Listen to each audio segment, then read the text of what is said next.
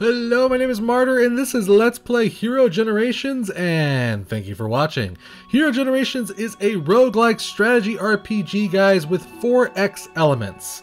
Now, at first, when you start playing this game, it's going to look kind of simplistic, guys, and for the most part, you'd be correct about that.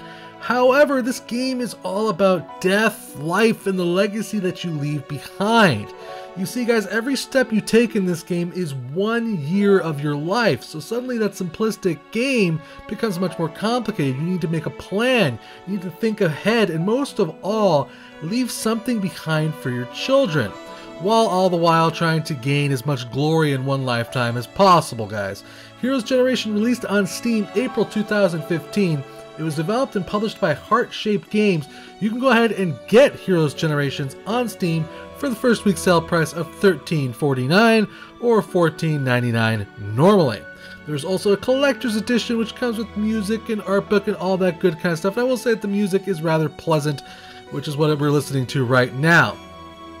Now, I like this game. This game has, like I said, it's simplistic, but it also has a lot of complexity to it with the 4X features, you know, of expanding, and they're the 3x3 tile sets you can explore, but there's some technical things that are holding this game back that kind of made me a little bit frustrated at times. So we're going to start off with the settings, of course, and this is kind of one of the first areas that I kind of scratched my head on. You have some audio control. You can kind of turn it upwards or downwards. It's kind of like an audio slider, but really there isn't much to speak of in the options. The game does feature 1080p resolution, but doesn't go to full screen, which is weird. So you kind of end up with this giant boxed window, and it just doesn't look good. It doesn't work as well as I'd like. So I kind of just put it down to 1600 by 900, just so that way it would fit on one screen. And there's no full screen support, at least not that I could tell. I hit Alt Enter, I did the usual tricks, nothing really worked. It's one of those technical things I think that kind of made me a little bit upset about that. But it's not a big deal. The game certainly is just fine without it, but it's something I wish it would have. The game does also feature Steam leaderboards and Steam achievements. Actually, not Steam achievements, Steam cards, I should say. There is currently no Steam achievements yet. That might be something that might be added in the future. So there's a Steam leaderboard and Steam cards, which is good because, you know, I know there's a lot of card fanatics out there. And I've actually been playing the game for about an hour and a half. And one of the things that kind of frustrated me was that I actually got a little bit farther than what you're seeing here on this little board here. Actually got about 15,000 points, or hero points, or whatever they're called, legacy points, or what they're called. But their save game was erased. It did not save properly, which was a little bit frustrating. There's also a tutorial, which is fantastic, I have to say, and it does a really good job of teaching the game. We're not going to be doing that right now, though. We're just going to play the game. We're just going to jump into things and start talking about features and all that good kind of stuff. There's a lot of quests to each area. The quest for this primary area is kill Boss Cesar. We have to build a monument, and that's pretty much it. We're going to basically go from there. Now, like I said, the design of the game is very minimalistic. What you're looking at right here on the right side is kind of your current character, the character that you start off with. First generation. He is not going to accomplish all too terribly much, but he can accomplish some things. This is a game about not necessarily being attached to one character. You're going to be playing multiple characters as you move forward. So as you can see right there, we have 1,000 gold. Which is that little gold piece right here. Everything does have a tooltip, which is also very nice. Explains things very nicely. Strength is your indicative, basically, how strong you're going to be in combat. Combat damage is how much damage you do to a person's lifespan. So if they had 4 lifespan and you did 5 damage to their lifespan, they would die. Lifespan is with that little circle thing right there. It kind of looks like a monocle. So as you can see, I have 70 years of life left. This basically means I have 70 turns before my character dies. Now, if you die, game over. You need to have an heir for you to continue the game. So it's always important to kind of head back to town and pop out a kid, basically. This is their gender, their name. This tells you how much fame you've earned. This tells you the quests that you have accomplished in the area. So there's some of them are different per area. They're not always the exact same, but there's area quests and then there's global quests. So as you can see, global quests are explore all the 6 worlds, kill all 5 bosses in each world, and basically they give you a certain amount of fame, and it's pretty awesome to get those things. But again, you're going to be kind of having to plan things out ahead of time for you to accomplish that thing. So let's start exploring here. Enough of me rambling, I apologize. But it's a rather complicated game. So when we land on an empty space by a town, we have some build options out here. And each of these buildings does a little bit something different. Some of them generate gold. Some of them generate combat stats. Some of them basically all do a little bit of different things. And you can upgrade them as well. So when we basically make the farm, we can upgrade it to a factory or a wonder. We can make a barracks, which gives you 5 strength points, but it also can turn into an academy, a stronghold, and each of those buildings affects this town that's beside it in many different ways. Not only that, it also gives you different bonuses. So just to start off with, basically observatories reveal 4 areas. The museum gives you 2 times fame earned for completing the ancient treasure quest. This one adds 1 new maid to nearby town populations. This one is a temple. I have no idea what it does because it's unlocked at generation 2. Well, I think it basically extends your life, if I remember correctly. And farms in general just generate gold. So we're going to go ahead and create a farm just to start off things, and that'll change this town. So now this town went from I think it was like a hamlet, now it's a town. And as you add more and more stuff around it, it's actually going to affect that as well as the stats of this town. So as we explore around, we're going to start exploring the map here. It's going to start unclouding stuff here. As you can see, my character's aging per movement. So now he's 23. We walked into that tree, which is also one of the many quests here. And basically gave us some gold. We can continue exploring around here. And that's in general what you're going to kind of want to do. We found another town here, which is pretty sweet. This one is a level 1 exploration culture town, I guess. It has a observatory near it. So we have to just do some quests, basically, how to start things off with. Like for instance, we have to kill the boss, which is this big dragon dude right here. He has like ridiculous amounts of attack damage though, so it's not something that you're going to accomplish in the first generation. Hell, probably not even the first 4 generations, unless you get really lucky with your card draws, and you'll see what I'm talking about in a bit. So let's just keep exploring right now, collecting gold as much as possible. Every now and then your character's going to hit a milestone. He's going to hit a growth spurt, basically. He's going to change, and that's going to add to his overall strength, which basically allows you to take on bigger, better things, of course. And then you'll get to draw on 1 card. Now, this is kind of a very important element to the game because you're going to be doing this quite a bit. This is kind of the random aspect to it, almost the aside from the procedurally generated maps. This also adds to the unpredictable nature of you never know what kind of spawn you're going to get. So we got a +3 to our strength there. It did show us that there was a life extender there, but I chose to just pick something that was kind of random and didn't see what was there, and that's what I got there. So I got a 14 damage now. I can go ahead and probably take on that guy right there, Beef. His name is Beef. Let's go over here. Let's keep exploring around. We found a random treasure, which is going to automatically piss off the boss of the area. We'll just grab both of those. Oh crap, did not mean to do that. So when you enter combat, I'm just going to show this off really quick just for the sake of showing it. As you can see, it's going to show you some random numbers here. So it's going to show you the enemy that you're fighting. So as you can see, this is Lazla. He has a base combat of 20. I don't know why it says 20 to 40. I wonder why. Maybe because it has something to do with the layer. Probably something has something to do with the area that he is standing upon gives him some bonuses, if I had to guess. He has 4 years left to live. He has a combat damage of 5. He only has 100 gold, and he has the trait of Chief. Doubles your base strength when defending a town or home. Oh, okay, so that's why. Because of his trait. Traits are very important, and you can have 2 of your own, but because this is just the first guy, we're not going to have them. Now, we could fight this guy. The combat is completely RNG. Random numbers generators, basically. So, yes, there is a chance that I will roll a 14 or a 1, and he'll roll a 0.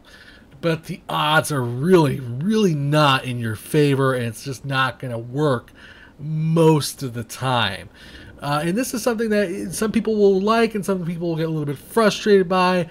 RNGs are great. They add an unpredictability factor. You could have like a 60 and face a guy who has a 1 and lose. It could happen. It's very unlikely, but it just adds an unpredictability to it, which can be fun, can be sometimes very frustrating. Now, we don't have to fight this guy. We can run away. We don't necessarily have to fight him because we don't have any fame built up right now. We can just choose to leave because we're not going to be able to kill that guy. And what we're looking for right now is a town. So, as you can see, we got these little treasures here. This is a quest item, take to a town to earn 500 fame. So we got 2 of them right now. 2 of them are in our hands. So we can just take those back and we instantly get some fame now.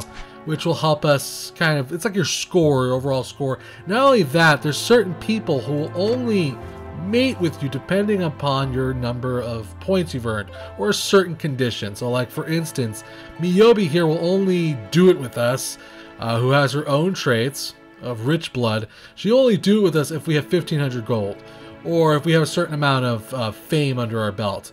You get the basic idea. Every stat is somewhat important. Some people want higher strength, some people want higher combat damage. It all really depends. Certain people only sleep with you if you have a certain kind of trait. It really all depends. But there's also, of course, other ways to alter that and change it to your favor. Now, because it's a little bit early in his life, I'm still going to keep going here. We're going to keep exploring around. We got a forest down. We got another forest here. Now, these buildings here, by the way, they do have a little bit of an age. These buildings here around towns will eventually die if you don't repair them. There's certain items that you can grab and put in your inventory to help kind of extend their life. So now we've hit midlife. We got another 10 points to our strength. We got a little bit of change. I will say the art style is very adorable. It's very cute. It's very minimalistic. But that, again, that isn't necessarily a bad thing. I think it really does. It kind of screams roguelike to me, the art style. You know, this entire box grid area, it's very roguelike to me, and I enjoy it quite a bit. I think each of the characters is very cute. And I also like how the traits kind of, you know, show up as little helmets on your characters' heads. I think it's very well done. It's very cute.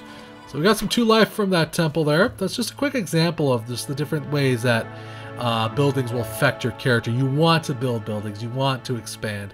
We're going to want to build something around each one of these towns because it's going to be more beneficial to us in the long run. You want to basically build a legacy. You're looking to build something for your next generation, for them to grow, for them to get stronger, for them to kind of rise up and be able to kick ass and take names. So we're going to go ahead and fight this guy. He has a 0 to 17, I have a 0 to 27. Pretty good odds. Not necessarily the worst odds in the world. We'll see what happens here. We're going to click on him. I think that's how you do it. There you go. Click on him. Oh, we won. All right. So we're going to do our combat damage to him, which is a 5. He had less than 5, so he died. And we kicked his ass. Now, his buddy attacked us, too, I guess. He's like, I want some action, too. We're going to kill him. So now we basically killed them both. We've expanded we got some fame for that. We got some gold as well. And now we can go into this area and clean out the lair, which will stop producing monsters. So we're going to go ahead and do that. Because it's not only that, it's one of the quest goals. It says clear the lairs, which is one right there. Which is the one we just cleared. And now we're going to go ahead and clear out the lair and get some fame here. So let's see what happens here. We should enter there. We should probably already enter combat, I do believe. Now, this is the chief guy was defending that land, so he's going to be hard to kill. 0 to 27, we're probably not going to get it done. Oh, no, we didn't. He totally kicked our ass. Now, he's going to do some life damage to us. That's going to remove 5 turns from us, and we're going to get our asses basically expelled from the land. That's kind of what happens. Now, you can, like I said, die. If you die, you have no spawn, you have no children, game over, you have to restart and do it all over again. So let's go ahead and let's get some loving on. Let's go ahead and let's show you what that aspect's like, because that's a very important aspect to the game, obviously. Sometimes you'll find random other heroes basically kind of wandering around, and you can just fight them. They're kind of pointless, but they're just there for you to kind of build up fame, basically. We kicked his ass, got some fame for that. We're going to go ahead and enter this town here, and we're going to find a lover. This guy wants somebody, or I should say this girl wants somebody with a fame of 1620. If we were famous enough, we would also get a mating bonus with her of 500 fame, but because we don't, we're just going to pick her, chances are, and go with her.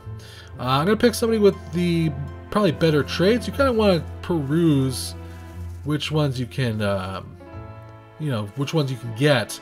The more mates in general, sometimes the better. Sometimes you want, have multiple choices. It's kind of chauvinistic, but hey, whatever. We're going to pick this guy. When you click on that person, that's the end of that person's lifetime. They're done. Their turns are used up. They are gone forever. And they produce a child. That child, of course, you get to name. So we'll name that child Poopies. who was the name of my really like awesome champion that I had, who did kill the boss, but I lost that save spot. And we're going to talk about that aspect, kind of technical aspect here after this child's born here. So when you basically make a child, you're going to have a number of card flips depending on how young you had that child. So if you went in there and you were young, fresh, and spry, he's going to have a lot of card flips, get lots of traits, lots of bonuses. Some of them are better than others. There's also ways to get better traits in there. In general, that kind of other traits that kind of benefit from multiplication is the best way to describe it.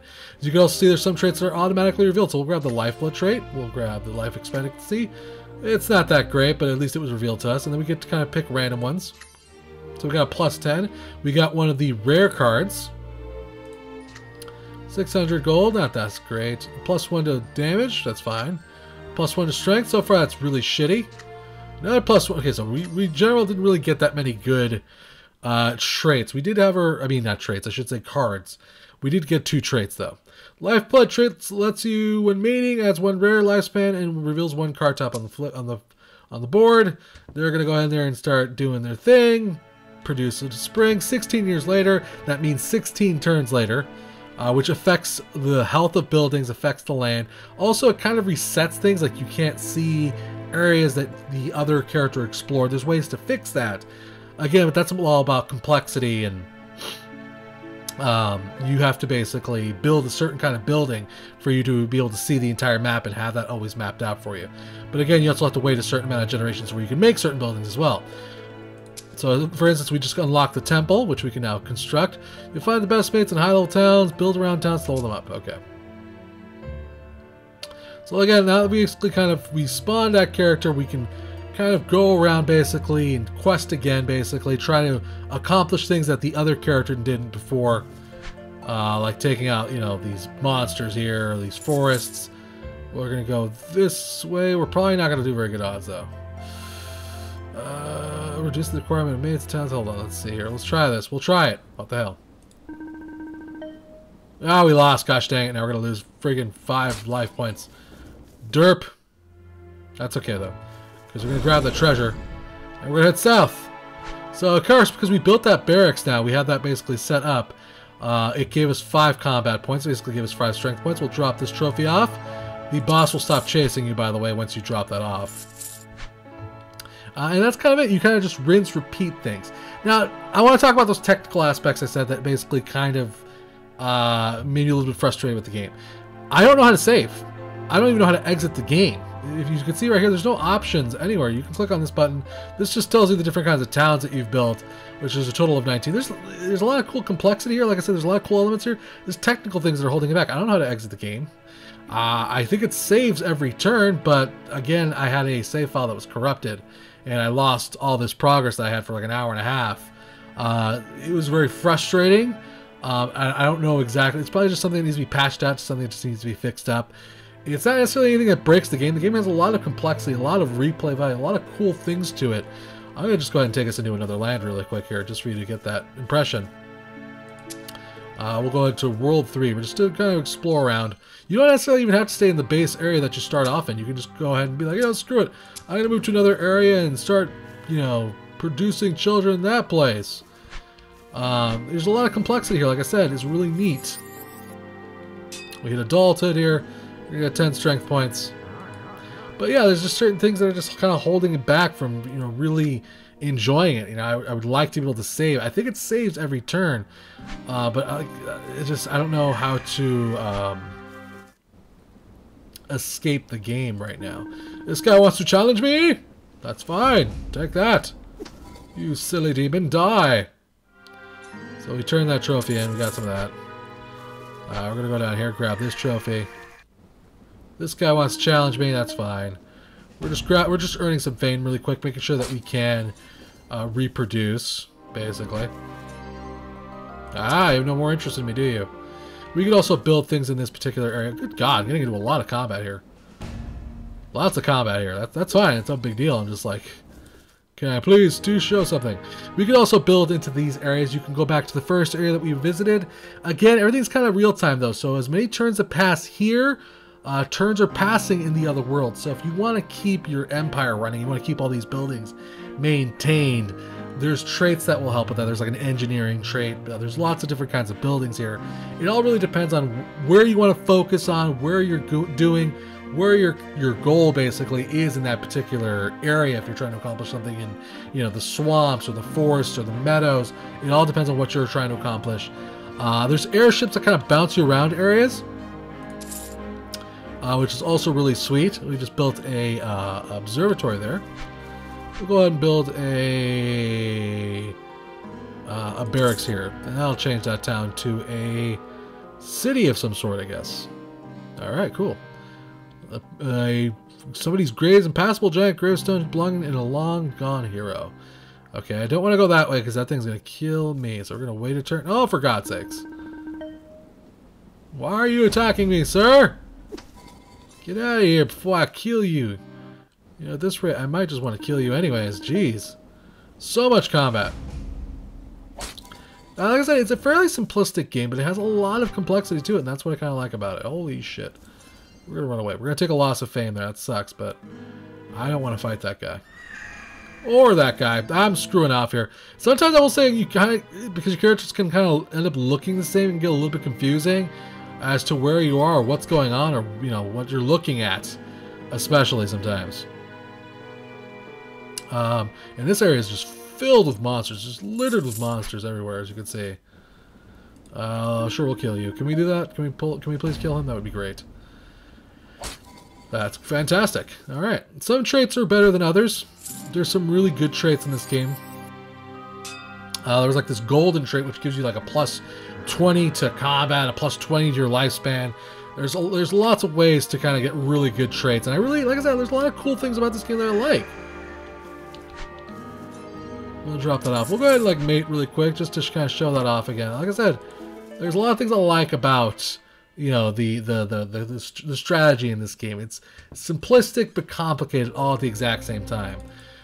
He will give birth to Shat. And again, we basically can see some cards that are revealed here. We can see life expectancy. How much the value of it is, I don't know. And because we really made it early on, we got a lot of good rare cards, I guess. So let's keep flipping through here. Jeez Louise. Okay. That character's gonna have a banging lifetime. 5 flips left. Come on. Give me something good. Alright. So we got Rich Blood and Life Blood. We also learned the Charmer trait. We'll have to replace a trait to keep it. We'll go ahead and replace a Life Blood just for you to see what that is, I think. Or we had seen that one before. But either way, you get the idea. And now that character's born. Apparently mommy died. Aw, poor mom. She did not make it. Poor mom. Station building has been invented. Station building basically allows you to kind of fast travel between certain areas. So if I were to build a station here, where is that at? The station is under the observatory. So if we had enough sufficient funds, we could build the observatory, and then we could upgrade that to a station. And then we could take that station and connect it to another station, which will allow us to have fast traveling between possibly multiple towns or even possibly multiple worlds, or I should say areas. Like I said, there's a lot of complexity to this game. There's a lot of neat things. There's blacksmiths. There's random shops that you can find, like this one down right here. A general store. There's blacksmiths that allow you to purchase weapons which allow you to upgrade your strength. There's an emerald bomb here. Adds 0 to 8 life damage after victory in combat. That's pretty cool. I didn't even know about that. There is a wooden shield which basically reduces life damage done to you by 0 to 5. There's a hammer that allows you to repair your areas that you've constructed. Like, there's a lot of complexity here. Lots of cool stuff. You know, there's towns, the traits, the combat, the goals, that 4X aspect to it, that rogue aspect that's going to add a lot of replay value. Because, you know, you're going to start a game, you know, on average, probably from completion, you know, if we're getting to the end of it, it's probably going to take you anywhere from, you know, 4 hours possibly. But it also has a lot of replay value because that's all randomly procedurally generated, and you know, you're going to go about things in maybe in a different way. It has a lot of complexity to it, a lot of randomness to it, and I really like that. But again, just those technical aspects that need to be fixed up, just to kind of weird quirks right here on day one that need to be fixed. The lack of full screen, I don't even know how to exit the game right now. I'm going to just hit Alt F4 to turn the game off. A manual save would be nice. And there's also other ways that this game could be, you know, expanded upon. A lot of the things I'd like to see added to it. And I think it would be, there's a lot of ways this game could grow into something really cool. But right now, as a base game, it's a really cool game. I think it has a lot of neat ideas. Just needs those technical aspects fixed up, guys. So I think that's everything I have to say about Hero Generations, guys. Big thanks to the developer for a chance to check out the title. Thank you for watching. Remember to subscribe and share, and I'll keep bringing you awesome indie games, guys. If you really enjoyed this video, maybe consider hitting up that tip jar. If you're feeling generous of heart, all tips go to improving the channel or future giveaways. Till next time, guys, play more indie games.